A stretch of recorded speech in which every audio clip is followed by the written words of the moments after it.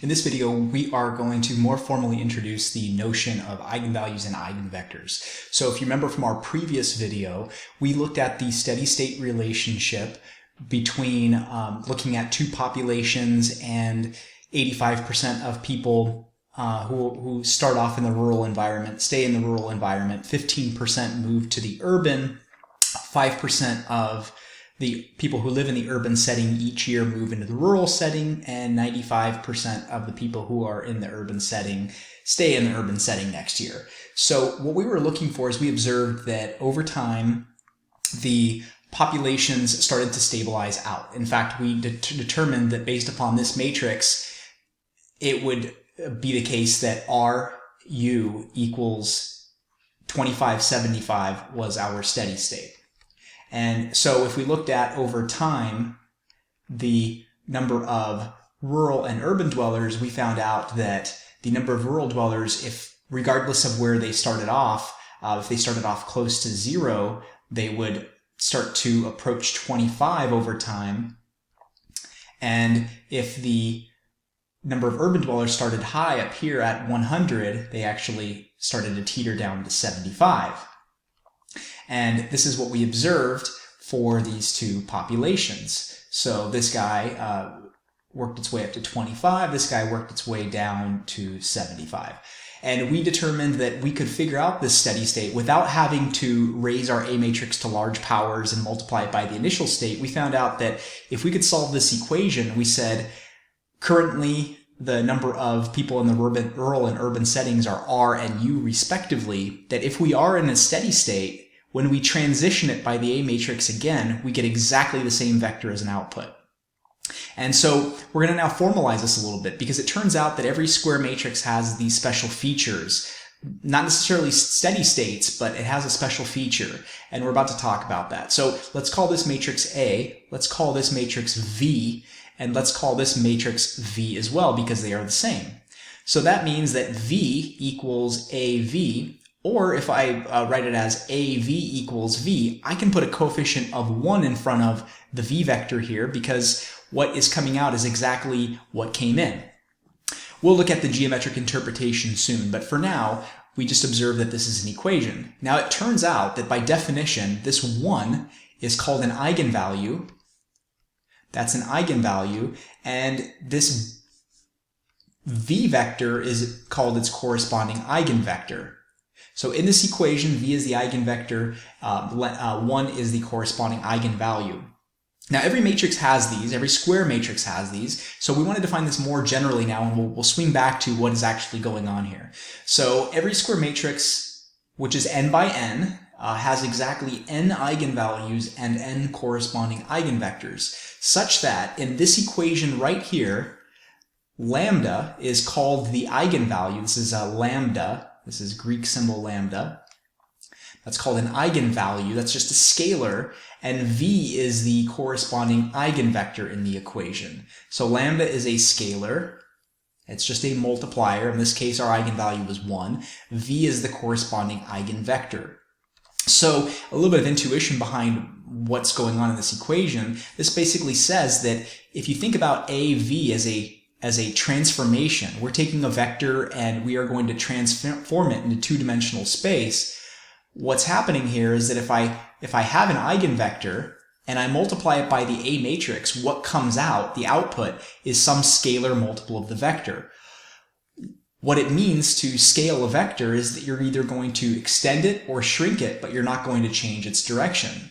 So perhaps this is our eigenvector V, and if it is an eigenvector, then when you multiply it by the A matrix, what comes out is a scalar multiple of that, and it either shrinks or stretches that vector. So that's kind of a little bit of the foreshadowing of what it means geometrically to have these eigenvectors and eigenvalues.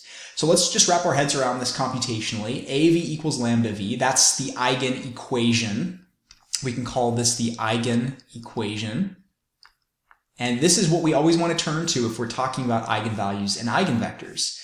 So suppose A is equal to 3002 and V is equal to 10. Show that V is an eigenvector and determine the corresponding eigenvalue. So I want to check A times V equals lambda times V. Okay, so what I'm given is, I'm given the A matrix, which is 3, 0, 0, 2, and I'm given what we claim to be an eigenvector. So what do I need to check? Well, I need to see that when I multiply with the 1, 0 vector by the A matrix, that what comes out is just some multiple of what I put in. So let's carry out this multiplication. This is going to be 1 times the 3, 0 vector plus 0 times the 0, 2 vector. And that gives me 3 plus 0 is 3. And 0 plus 0 is 0. And if you look at what went in the 1, 0 vector and what came out, we can see that 3, 0 is actually 3 times the 1, 0 vector. And when we look at what v is, so there's v, right? V is the vector that we put in, and it's also something that came out, right? We got a scalar multiple of it. Our lambda, in this case, would be 3. And so we can say that the eigenvector, so v equals 1, 0, is an eigenvector. I'm just going to abbreviate it like that, is an eigenvector with eigenvalue lambda equals 3. Now, not all vectors are going to have this property. So, for example, v equals 2, 3 is not an eigenvector. And how could it not be an eigenvector? How could we check that? Well, let's prove this. So our proof would be that if we took the A matrix, 3, 0, 0, 2, and we multiplied it by 2, 3, we're going to perform a transformation. We said that basically the geometric effect will be that if it is an eigenvector, the output is just going to be some scaled multiple of the input. So do we get a scalar multiple of 2, 3 on the output side? Let's try it out. 2 times the 3, 0 vector plus 3 times the 0, 2 vector gives me 6 plus 0 is 6, 0 plus 6 is 6, and we see that this vector here, 6, 6, is not a constant multiple of 2, 3. So 6, 6 is not a multiple or a scaled copy of the 2, 3 vector. And since it's not a scaled copy of the 2, 3 vector, we can say that 2, 3 is not an eigenvector. You cannot write that relationship in this form. We can write A times V, but what comes out is not a multiple of the 2, 3 vector. So I would have to be able to to factor out a multiple in order to show that this is an eigenvector. So for instance, if you said, well, I could factor out a 3 and then the top component becomes 2, but so does the bottom component. And this is clearly not a multiple of the 2, 3 vector. It's a multiple of the 2, 2 vector. Therefore, since this and this are not the same, 2, 3 is not an eigenvector. So let's show more generally that if we take that there's more than one eigenvector corresponding to that eigenvalue of 3. So let's do that now. So here we're making the argument that 4, 0 is also an eigenvector for that same eigenvalue.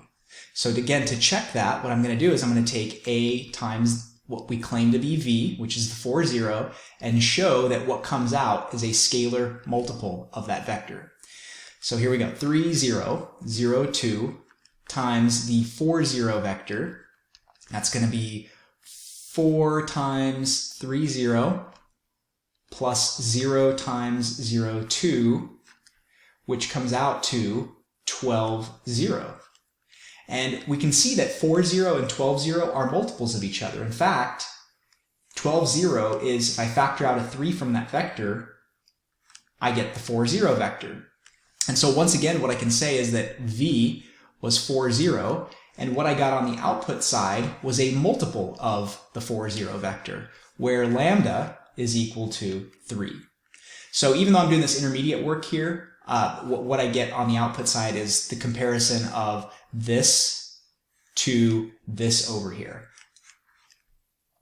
In fact, we could show that there are infinitely many forms of this eigenvector for the same eigenvalue.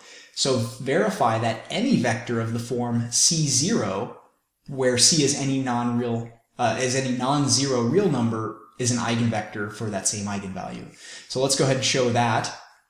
And to do that, we just have to work with the value of C in place of a known constant. So 3002 multiplied by any vector of the form C0 will come out to, and we can just write this out to be more explicit, C times 30 plus 0 times 02, and that comes out to 3C and 0. And so clearly you can see that you can factor out, and basically what's happening each time is that top component is just getting scaled by a factor of 3 each time, and I can certainly factor out a 3 and see that, once again, my eigenvector of C0 appears in the input and the output, and the corresponding eigenvalue is 3. Therefore, we've confirmed that any vector of the form C0 is an eigenvector. And that's going to become important because when we're actually deciding on an eigenvector, we're going to find out that there are infinitely many choices for that particular eigenvector. So C0 is an eigenvector for lambda equals 3. Let's go ahead and do this for another example. Let's verify that, in fact, this matrix that we're working with has another eigenvalue and another style of eigenvector. So show for the same matrix in example 1 that v equals 0, 1 is another eigenvector and find its associated eigenvalue. All right, so here we go. 3, 0, 0, 2. When I multiply that by the 0, 1 vector, do I get a multiple of 0, 1 as an output? So I can do this again. 0 times 3, 0 plus 1 times 0, 2. And I'm going to get 0, 2 as the output vector. And we can again see that 0, 1 and 0, 2 are related because I can factor out a 2 from that vector and show that the output is a scalar multiple of the input vector. So here is our eigenvector, and our eigenvalue is 2. So lambda equals 2 is the eigenvalue for v equals 0, 1. Again, if you pick any other arbitrary vector like 4, 7, you'll be able to very easily see that not every vector is an eigenvector. It has to be the case that what comes out, the output vector, is a multiple of the input vector in order to be calling it an eigenvector. And once again, we can show that this actually has infinitely many forms. If I take any vector of the form 0c, I should be able to see that what comes out is a multiple of what goes in. So if I multiply this together, 0 times 3, 0, plus c times 0, 2, I get a vector of 0 and 2c.